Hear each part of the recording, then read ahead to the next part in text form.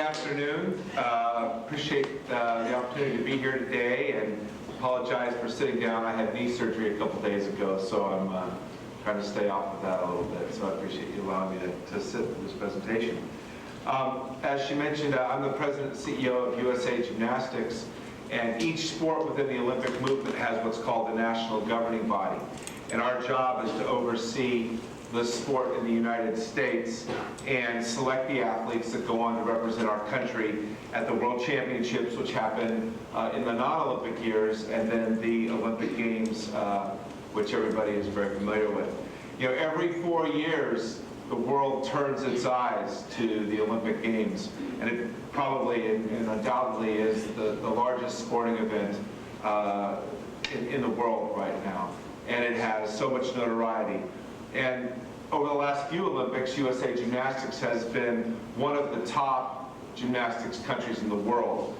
Heading into London, if our men's and women's team had both medaled, we would have been the only country in the world that had been in that position. Unfortunately, our men did not win the team medal, our women did, and right now, our women's team is the absolute #1 country in the world. So let's take a look back at how things went in London, just to give you a snapshot of what that looked and felt like. So how many of you in this room are either 15, 16, 17, or 18? That's what I thought. All right.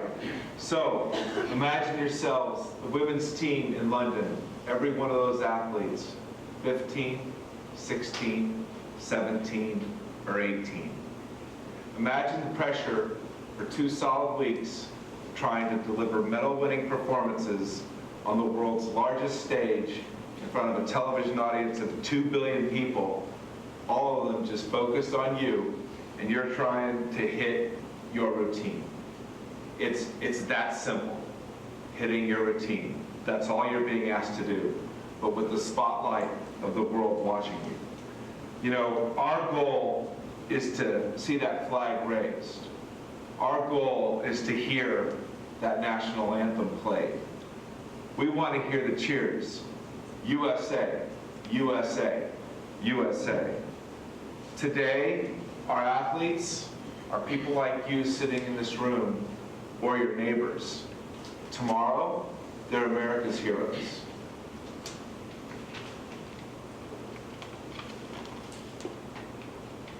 You know, the big question is, how do they get there?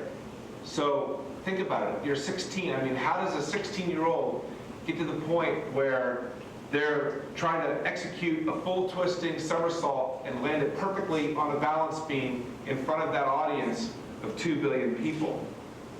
The secret lies in being the very, very best at what you do, at keeping your bar raised every day, and focusing on how you get better and better every time you go out and train or compete.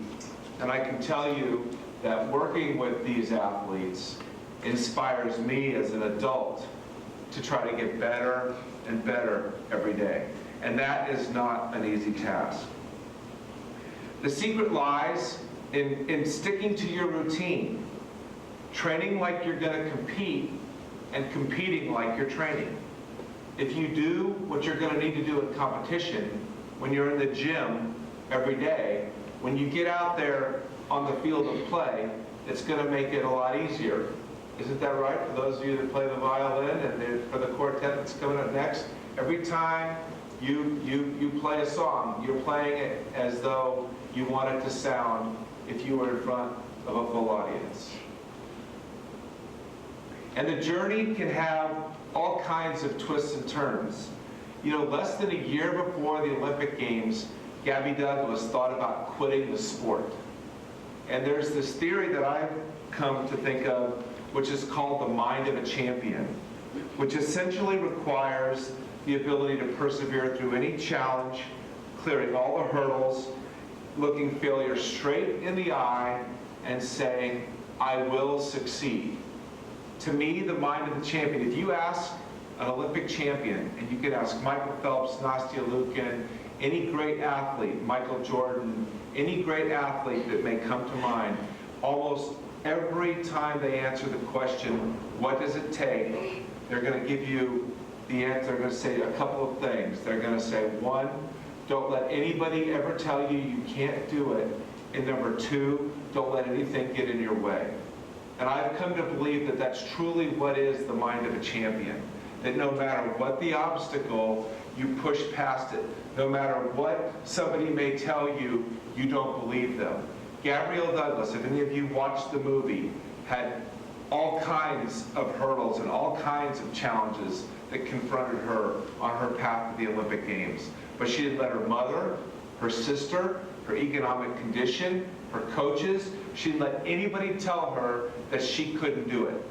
Michaela Maroney, 3 weeks before the Olympic trials, was in our national championships and was training and landed flat on her back and on her head, broke her nose, and had a concussion. She's worked the entire 16 years of her life to make the Olympic team, and now 3 years prior to making that team, she's the best vaulter in the world. She, without question, is a guaranteed Olympic medal. She's an important member of our team. And 3 weeks before the Olympic trials, where she'd be selected for the games, she has a concussion and breaks her nose. Probably one of the biggest obstacles and hurdles that's ever been thrown to anybody trying to make an Olympic team in the sport of gymnastics. But she didn't let it get her down. She went home, she stayed in a dark room, in a cold place. She did everything she could to recover. She stayed out of the gym for the time that we told her to stay out of the gym so that her concussion could somewhat recover. And she came back 3 weeks later to the Olympic trials and made the Olympic team and went on to win an Olympic team gold medal, a silver medal on vault, and then of course got to visit the president, where her not impressed smirk became one of the biggest pictures of the year 2012. But it takes that mind of a champion, to overcome these types of adversities whenever they arise. The the Olympics to me is truly reality television. It's better than American Idol, Survivor, and Dancing with the Stars. These are real people. They've got one shot and they've got to do it on that one day. It's not like a professional season where you have 82 games and you can bat .333 or you can shoot 80% from the free throw line. You miss on that one day, your dream is done. At USA Gymnastics, we don't consider ourselves just a sports team. We're a part of our country's DNA. We're part of the dinner conversation, the after-school activities, and family vacations. Through us, kids see opportunity, and they pursue their dreams to represent the best country in the world. Through us, they learn hard work and commitment leads to a feeling of accomplishment and a chance to succeed. Through us, they can learn to achieve their goals and shoot for the stars. The magic is that our system, is focused on team success. If the team succeeds, so does the individual athlete. Our team trains to be the best, and we teach the athletes to do their best. If they hit their routines, we'll all be happy. The color of the medal is not the goal. Simply sticking to your routine and controlling what you can control is what we focus on. The most important thing is to leave it all on the field of play and be satisfied with your best performance.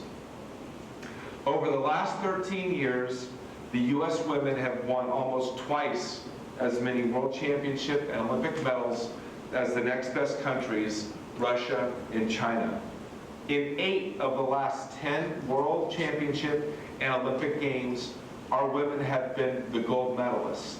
Every one of those 8 athletes is a different athlete.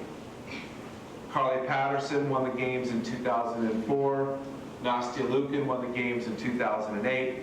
Gabby Douglas won the Games in 2012. And in the years in between that, somebody else won the World Championship title. And in the 2 years when we were not the gold medalist, our girls were bronze, silver and bronze. And those 2 girls we're different athletes as well. So if we train as a team and we continue to medal as a team, we're going to provide the type of environment that our girls need to also be successful on an individual basis. And we're going to dominate. We're going to beat the Chinese, and we're going to beat the Russians, and we're going to beat the Romanians, and everybody else we're going to beat, and hopefully we're going to be looking at them far behind us on the podium.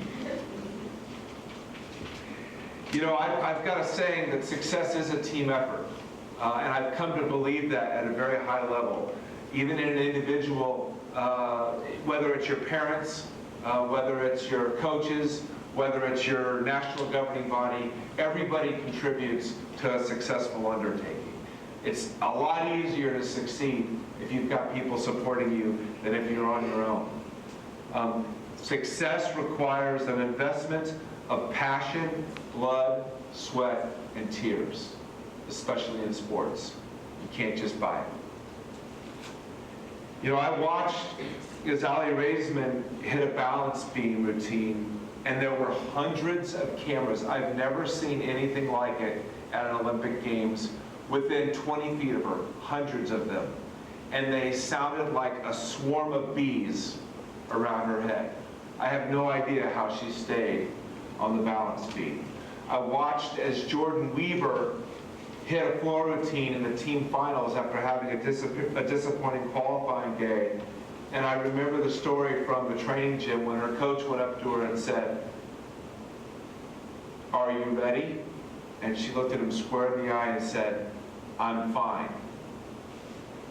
It's that kind of focus, drive, and determination that we call the will to succeed, and the ability to stick to their routine that mattered at the most important moments.